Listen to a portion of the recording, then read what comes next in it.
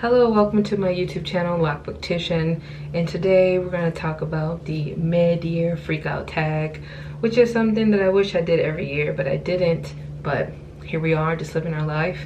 I am currently in the library, so that's why if you see a new setting, new lighting, whatever. I'm also trying to do some different editing things, and hopefully y'all can get that through what's happening. So I did a presentation to help me follow along and for more of a visual aid, so we'll see how that plans. So let's get into the mid-year freakout tag. I'll put in the description box below who exactly created this tag. I should have did that before, but I'll do my due diligence, if that's the word, and put that in the description box below. So let's get right into the mid-year freakout tag. So if you see me looking to the left, it's like the book. I can actually put the camera in front of me.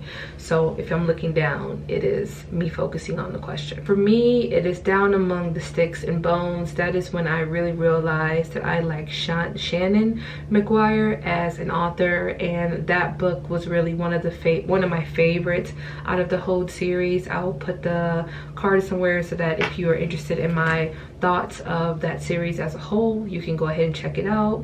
The Decacon House Murders was definitely a surprise to me. I just loved it. The mystery throughout it was well thought out and kept you guessing as the reader as to who really was behind the murders and other murders that happened in the book. And then The Myth of Normal was also one of my best books. It was a nonfiction this year that really shed light on trauma and how it impacts certain communities through an American lens, and how it leads to such toxicity in different cultures and different experiences as we experience them in the US. The next one is the best sequel you've read so far this year. Again, going back to I forget the name of the series, but going back to the series is Down Among the Sticks and Bones, because it really gave us like this vampiric kind of vibe. It also got us more into the mind frame of one of the twins. Well, I guess both of them, but mainly focusing on one of them and their identity development, their identity expression, their sexuality, and how they are coming to understand the cycle of life. Something lives, something dies, and what's that's all about. The next question is new release you haven't read yet but want to. Sorry for the smiley face, but we're here. So new release you haven't read yet but want to. For me, it's The House of Cotton. That's written by a Black author, and it's a horror novel, and I don't know much about it, but I do want to get into it. I thought the cover was beautiful, and I'm excited to get into that one. Also, Sally Hempworth, The Soulmate. That is a book that I've heard a lot about the author, and I've seen people read this book. I haven't read it myself. I did get it for I forget what month it was, but it was for Book of the Month, and I own this book, so I need to get to it. And every time I see it, I love stories or thrillers that have water in it, and looking at the cover, clearly that's something. And then Yellowface as well, because I heard that the main character is unhinged in like the most socially aware or against social awareness. I can't figure out which one of those, but the unhingedness really makes me want to get into it. And then Connie Briscoe, You Never Know, is another thriller that I want to get to as well, and I believe Connie Briscoe is also a Black author. I hate to say it, but it really was a devotion of Suspect X, because y'all, that was hard. That was hard. I typically love reading, love reading books that are, that's not American. The authors are from somewhere else or have other cultural backgrounds and probably still live in America. I just like diverse reads when I'm reading. And Japanese writing, when it focuses on the crime and how things are written, it's like some of the most beautiful writing to me when it comes to crime fiction, which is what I read the most of and which I'm the most knowledgeable on. And this book, I felt like, was the biggest disappointment, because I felt like too many clues was given to the reader, me, which made me feel like, okay, so what is the mystery about it? So we're just watching other people solve a crime, but we already know what's going on. So that's kind of the vibe that I got. I know other people differ, but that's the vibe that I got from this book. This would be Murderville. It is the first in a trilogy by Ashley and Jaquavis. Ashley and Jaquavis is authors that has been in the game for a long time, and I have been trying my best to get to one of their books. And when I read Murderville, I was like, man, this is hot. And then I read the second one, or tried to finish the second one. I can't remember which one it was. And the content / trigger warnings and them surrounding sexual violence was too much for me to read, which made me really sad because the story and the plot was so good, but I had to head out. But it was a bigger surprise, and I don't regret that experience and wish I could read past the trigger and the content warnings, but I was unable to. But I do think it was a really good book. The Personal Librarian really snuck up on me. Shout out to Latrice for you know, suggesting this book for my Patreon cauldron that I do, and that was just beautifully done. I love passing stories of how Black women chose to pass and how passing affected them and their families, and that was a beautiful example of that. And I also want to read the story about the main character's life in real life, and I'm still waiting on finding that audiobook for that book. And then the Everheart's Adore, which is the first book of the Shannon McGuire children's something. I don't know why I keep blinking on the name of this series, but this was the first book of the series, and I was very surprised on how young these kids were, even though this is not like a middle grade, but how young these kids were and their understanding of complex things, and how the author wrote it. And it really shines the light on that children are more resilient than we think they are, but just because they're more resilient than we think they are doesn't mean that they deserve to be treated unfairly and abused and manipulated and forgotten. So that is what I'm really appreciating this series for. New to me would be C.L. Polk, which is, I'm embarrassed, I've been trying to read this author for years, and even though I knew the end was the most heart-wrenching, I should say, sapphic novel that I ever read, it was so sad.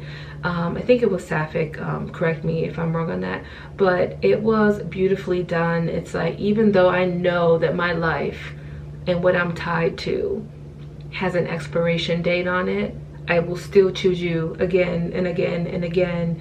And watching one of the main characters go through all these trials and tribulations to try to figure out what happened and be an assistant of someone who have their life in their hands was just beautifully written. So bravo to you, C.L. Polk.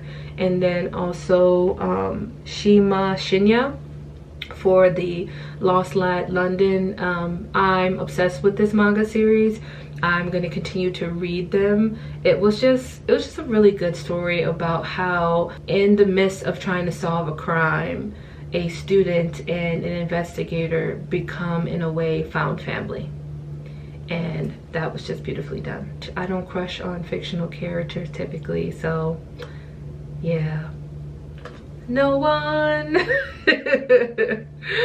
Going back to the Loc'D London, investigator Allie and student it's investigator Allie and student Ellis. Sorry that y'all see that. Sorry to that man. Oh no, I'm just kidding. Not Kiki Pom Pom. Was Sister Mine, Nello Hopkinson. It didn't make me cry. It made me like close to tears. I was very emotional reading this because I love reading books that talks about the relationships of siblings, specifically two sisters, and the things they had to go through and the realizations that they came to was some of the most I know I said heart-wrenching before, but it was just, it breaks your heart about how a family is trying their best to be a family, but people in positions of power or people who are looking at themselves as gods, not even people, just gods and magical beings, just thinking less of you because of who you are, and it's impacting your ability to live your best life. And I just was very emotional and was rooting for the sisters and their dad and their mom the whole time. And it was just twist after twist and turn after turn. And the big revelations at the end really got me, because you know, you just never know. And this is also a book that really reminded me to check my ableism at the door, because I had certain thoughts of what characters were, what they would do, how they would do it. And then while reading the book and getting to the different twists in the stories, I realized that they were really rooted in ableism, and I had to check myself. Had to boop, boop, boop, pull it back, you know what I'm saying? So that's what I would say about Sister Mind. And also, if you have not read any books written by Nalo Hopkinson, I really need you to get on it yesterday. And if you're looking for a booktuber who explicitly talks about Nalo Hopkinson in one of the most affirming ways, I definitely think you should hit up Onyx Pages as well. And Jerry has also interviewed Nalo Hopkinson as well, and the reason why I even read Nalo Hopkinson, so definitely get into that. A book that made me happy because it's kind of like me listening to one of my aunts tell me how they keep getting into trouble and really getting involved in shit that doesn't have to do with them, and then how it transpired. And this was just such, I think I am on book 3. I've read book 3, but the whole series is just like family love and joy, even though like murder and crime and other things are happening. I definitely feel that. And also in this book also, the main character Blanche is really breaking generational curses with how she is taking care of her niece and nephew, who also is like her children, not also like, they are her children. So just watching that family dynamic, the dynamic between her and her mom, just all of it just felt like the retelling of some people in my family, and I felt very seen while reading this series so far. And also, if you didn't know, to plug my Patreon again, we are doing reading of Black cozy mysteries the whole year, and we started in January, and I am really trying to plug away and get as many read as I can before the year's. Oh, sorry. Now I'm repeating again, but this one is books that has like a beautiful cover is what the title was, and clearly I didn't change it, so that's on me. But Jackal is beautiful. Look at me holding the book with the smirk on my face, but it's beautiful. And I just think it's dope, and it's one of the most beautiful covers I've ever seen. So shout out to you, Erin. Also, if you're interested in an interview that I did with Erin E. Adams, I'll also put that in the cards above. What books do you need to read before the end of the year? And these are the books right here: The Chateau, The Enchanted Hacienda, Babel, Confessions of a Video Vixen, Miracle Creek, and book 2 of the Stephen Graham Jones books, which is me just having spelling errors in 4K. But it's pretty much just the second book of the Don't Fear the Reaper series. So that's where we're at. And then content creators you've been loving. Apparently I'm glad I got this right, because this would have been embarrassing. Okay, embarrassing, but here we are. Realm of Comics, Life is Monet, Shade with Hobby, Seichi Reads, Perpetual Pages, Novelty Pages, or Novelty Corner. Steph, don't fight me, but I do care about you. Whole Booktubes, The Broken Spines, Jackie Aina, okay, and Mood Reads with Tasha's. And there's so many people, and I would have just been typing. Lexi, there's so many people, and y'all, we don't need to be here all day, right? So these are some of the people that content creators that I think are pretty dope. And don't forget to, you know, go and subscribe to them, and many more. Whoever you see and you like them, hit that subscribe button. So thank you for coming with me, and my semi, you know, had some spelling errors. Look, I'm human. We're out here living.